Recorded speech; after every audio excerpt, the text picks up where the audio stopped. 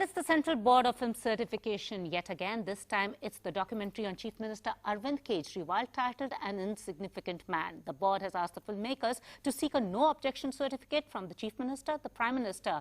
And joining me are the two filmmakers. You're adamant that you do not want to get a no-objection certificate as well as remove any references to the two parties that the board has asked you to. We are not really looking to get an NOC from the Chief Minister or the Prime Minister or the ex-Chief Minister of New Delhi because we feel it will be setting the wrong precedent in terms of journalistic documentaries to come in the future. If you're looking to engage and critique our leaders, our politicians, then we should have the freedom to do so without necessarily requiring the permission on the final critique.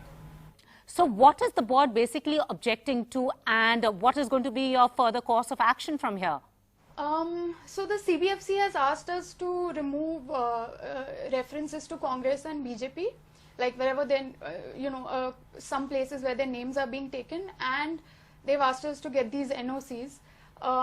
We are exploring all the legal options available to us to do this in a way that ensures that the film is released in the way that it was intended.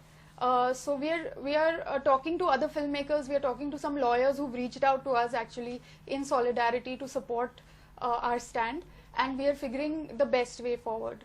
Also, do you see the film industry rallying behind you as they had done in the case of Urta Punjab? Because even Amol Palekar and many senior filmmakers have said that we need to revamp the Central Board of Film Certification.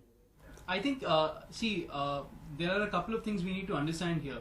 Ours is a political thriller, and political films have always had it difficult, from time immemorial. As for the industry coming together, I'm not sure if those things can be orchestrated or, organized. Those things happen at times and they don't. We have received a lot of support, a lot of calls from filmmakers who have said that, if there's anything that they can do, they'll be very happy. But as far as the road ahead is concerned, we are left with very few options really, in terms of how we can get the film out. Something that we need to understand is that filmmakers time and again have to seek out new options or figure out solutions to get the films out.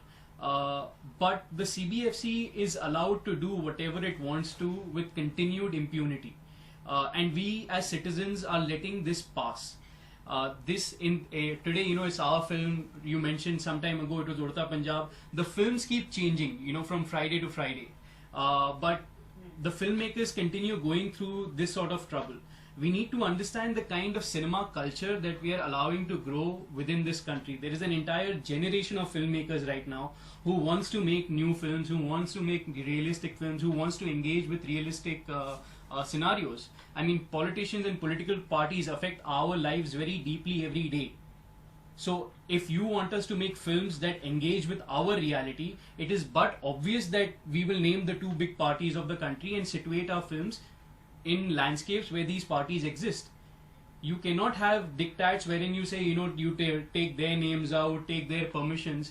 That will only increasingly what it will do is that we will make do-goody films which have nothing to do with reality, where no real people and no real names exist. The board's job is to certify and not interfere in content. So what is your take on it? Yeah, we actually even spoke to Mr. Palekar and Sandhya Gokhale, who filed this writ petition in the court. And their point is also that pre-censorship of films is completely detrimental to any sort of expression, freedom of expression or artistic expression which seeks to engage with stories that are contemporary, that are steeped in the political context. And I mean, Mr. Nehlani also, he said that we've asked for NOCs from Salman Khan. We've asked filmmakers to get NOCs from Salman Khan, Raveena Tandon and Tata and Bata whenever their names are taken.